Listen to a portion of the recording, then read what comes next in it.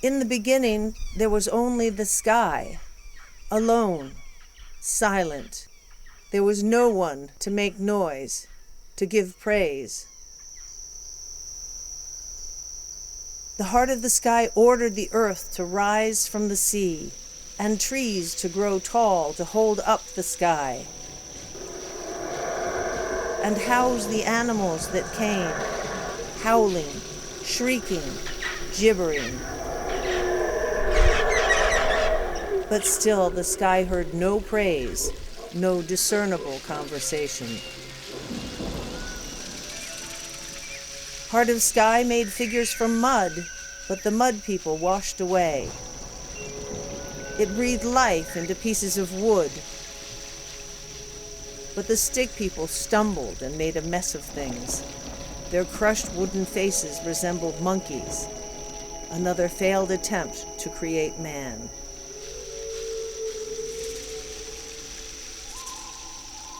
Finally, kernels of corn were ground to make bread.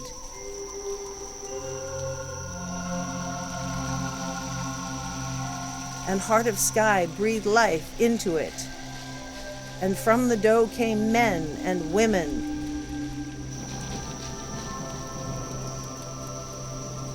And those people praised the sky, and the rain, and the harvest.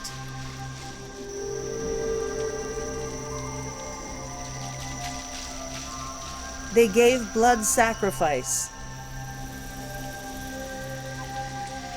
and built magnificent cities.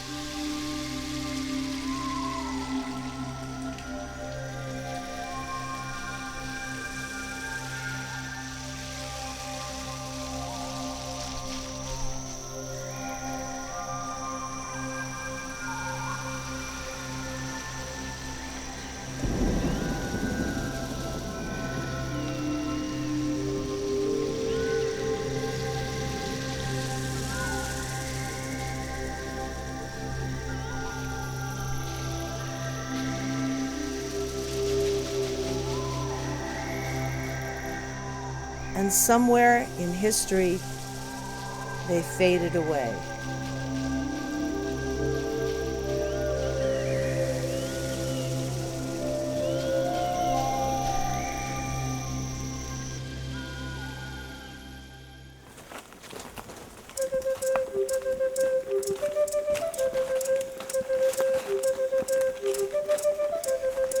When we came here, this was a void in Maya archaeology. I mean, Caracol, sure, there was a site there, but it didn't figure into the history of the Maya.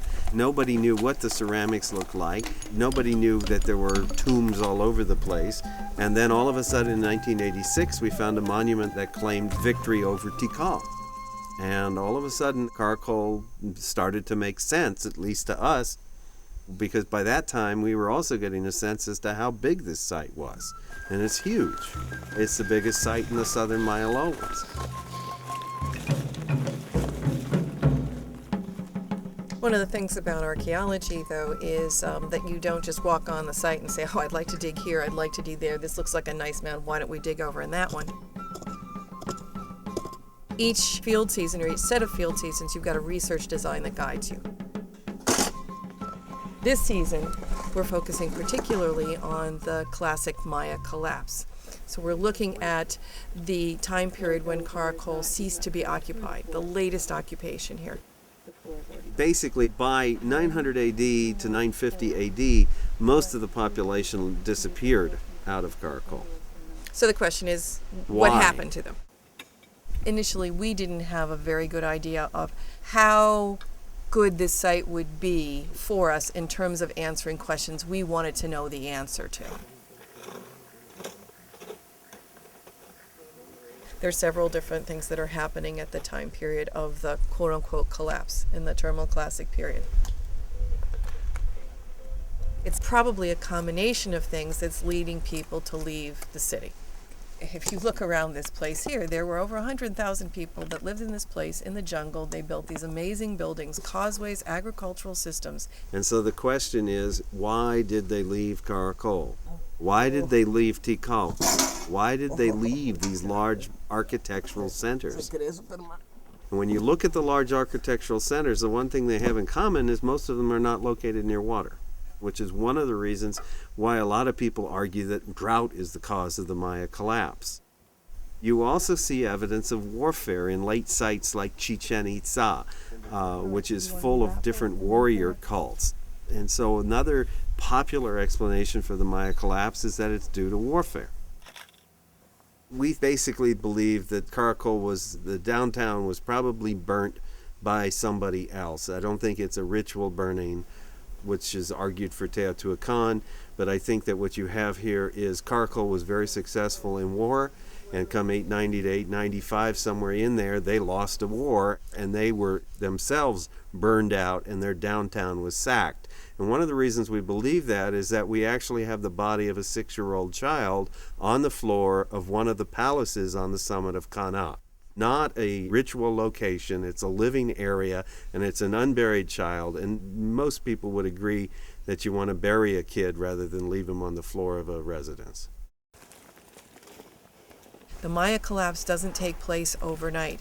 It's not that all of a sudden here at Caracol and at Tikal and at Copan, everyone, communicates with each other and says, that's it, we're done, let's go out in the countryside. It happens over hundreds of years. But they didn't really collapse. That's because the there's problem. still Maya living today. So the issue is when one talks about collapse, the implication is that there are no Maya left. That's not true. There are Maya today in Guatemala, in Mexico, in Belize. For each archaeologist, there's a different thing that drives them.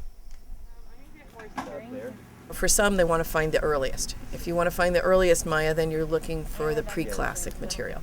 If you want to look at huge architecture like at Caracol, if you want to look at urbanism and cities, then classic period is often the place to go. But for us, the post-classic was fascinating because it was less well known, because it was hard to see. I mean, you really had to know what you're doing to be able to find the material, but also because we could use the Spanish descriptions of the Maya and compare it to the archaeology. So we had two different databases that we could use to look back and forth. And so the post-classic bug, it hit both of us.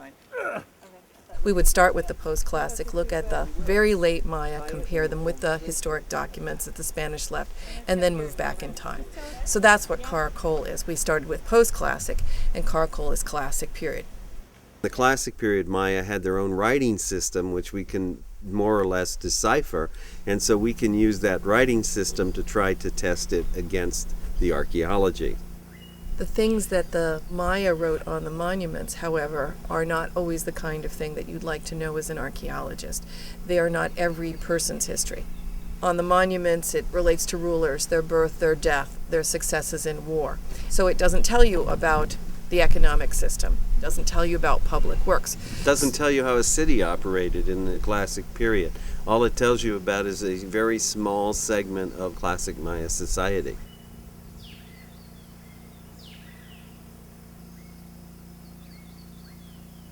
The database is what is so important at this point. We've excavated over 115 house mound groups, at least tested them in some way, sometimes very extensively.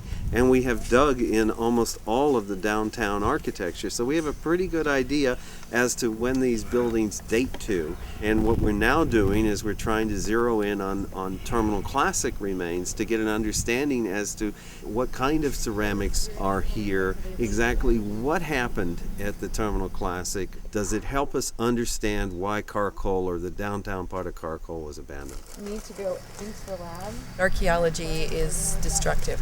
Once you excavate something, you can never put it back the same way as you found it. And because of that, you need to take very, very careful records. That means photographs, it means drawings, it means notes. We still use books that were printed in 1898 as some of our resources. I'm going to take this as a separate area. So we're creating the same kind of record here, something that would last for 100 years or more. The flanges on this pottery, it's not just that they're flanges. This particular kind of pottery is pottery we've never had here from Caracol before. So the real excitement here is, what's this pottery doing here? What time period does it date to? This is all one pot. All of it's the same pot. It's tradeware. It's come in from someplace. There are Mixtec and Shinsarios in here. Those come from Highland, Mexico. So we're looking at interactions in this pit too, interactions of the Maya at Caracol with Maya or other Mesoamerican peoples. And that's part of what you're trying to figure out is behavior. It's not just pottery, it's behavior. This has to be washed very carefully. Pottery changes relatively rapidly. So if you've got different styles of pottery, different decoration of pottery, you can use that to date a time horizon. And make sure I got everything, and then I'm going to... Arlen loves pottery. That's his favorite part of archaeology is digging up pots and gluing together pots. North Central. It's already put away. You're done for the day. The brush. Like that's tomorrow's work. We can't date it absolutely until we get it out of the ground and are able to look at it better, glue it together, and can compare it in greater detail with other ceramics. Pottery absolutely is a key to understanding the history. It's something we're trying to get our hands around, but it's a really tough thing to understand because we don't have a hieroglyphic record to guide us. We have to do each of these little excavations and try and put the puzzle together piece by piece. It seems as though not all of the Maya at Caracol, when we're dealing with the horizon in the 850 to 890 AD, are using the same pottery. There are two different sets of pottery. The folks in the downtown Caracol are using the traditional markers. It's a model carved pottery, fine orange pottery. Those are only the people in the palaces, and everybody else at the site is using traditional pottery that they would have used in the late Classic period. The aristocratic pottery is the material that was traditionally defined as being terminal classic. Everybody assumed that it was available to everybody, but if it's aristocratic pottery, then obviously it's not. And so it was a basic problem in the logic of how terminal classic was defined. And that's what we're working on this field season. We're looking to see who has this kind of marker pottery and who has the other kind of pottery, so we can put all the pieces together. It's very hard to get that understanding of context and how things go together. The fact that everything at this site has been contextually recorded means that the value of the artifacts that we have dug up is not lost to somebody 50 years from now, as long as the material is preserved. Which is why we focus as much as we do on the drawings, on the lock cards, on the notebooks, on the photographs, because we're creating a permanent record. The photographs and the drawings are key to everything. We've been spending 22 years drawing pottery so that we can produce a volume of what all of the whole vessels look like and the context that come from Caracol to help tell the story. But it's a long, slow, drawn-out process. The problem is hardly anybody goes into pottery and ceramic analysis anymore because it takes so much time.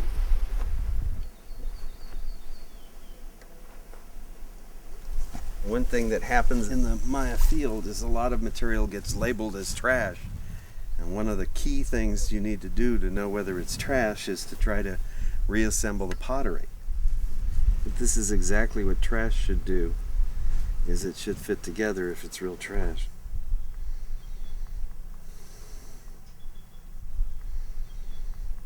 This is not domestic. Some of this stuff is definitely not domestic.